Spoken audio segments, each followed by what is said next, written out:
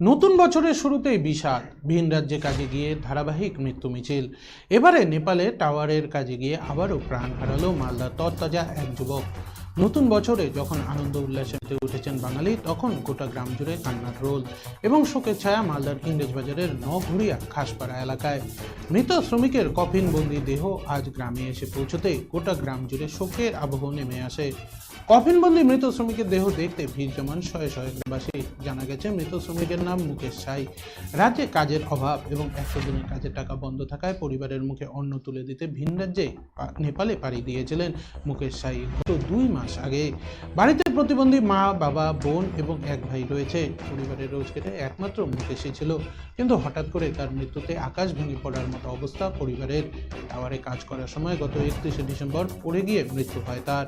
এদিন সকালে তার কফিনবন্দি দেহ গ্রামে এসে পৌঁছয়। গ্রামবাসীদের অভিযোগ, এই রাজ্যে কোনো কাজ নেই এবং 100 দিনের কাজের টাকা বন্ধ থাকায় ভিন রাজ্যে পাড়ি দিচ্ছে বেকার যুবকরা।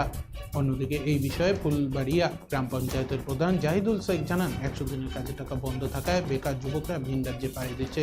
তবে মৃত শ্রমিকের পরিবারের পাশে তাদের সরকার রয়েছে। আমরা সাহায্যের হাত বাড়িয়ে দিয়েছি এবং সরকারি সাহায্যের ব্যবস্থা করা হবে।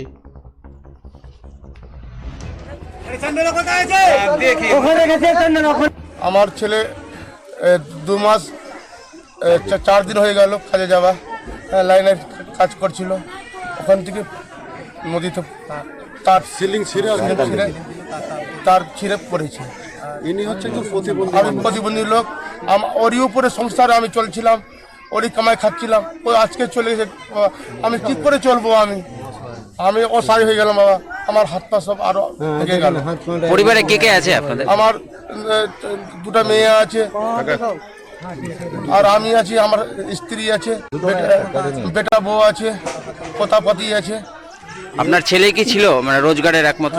ওইটাই ছিল আমার ছিল, আর নাই। কি করে এরা খেটে খাওয়া মানুষ, গরিব মানুষ। ওনার বাবা হ্যান্ডিক্যাপ, ওনার উপরেই সংসারটা নির্ভর চলতো। আজকে ছোটো ছোটো বাচ্চা আছে, রাস্তাগুলো আছে, মা আছে। সে যে ছেলেটার উপরে নির্ভর করে চলতো, আজকে 40 থেকে 45 দিন হলো আজকে সে ছেলেটা কাজের জন্য গেছিলো।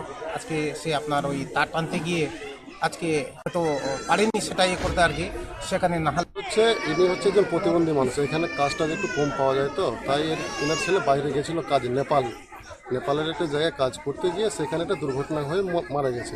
কিন্তু এর পরিস্থিতি এরকম একটা জায়গাতে পরিণত হয়ে আছে যে একমাত্র ছেলে ওই ছিল রোজগারদার। বর্তমানে তো পর্যন্ত আমাদের রাজ্যেতে কাজ আছে, কিন্তু মেন সমস্যাটা তো আমাদের 100 দিনের কাজ।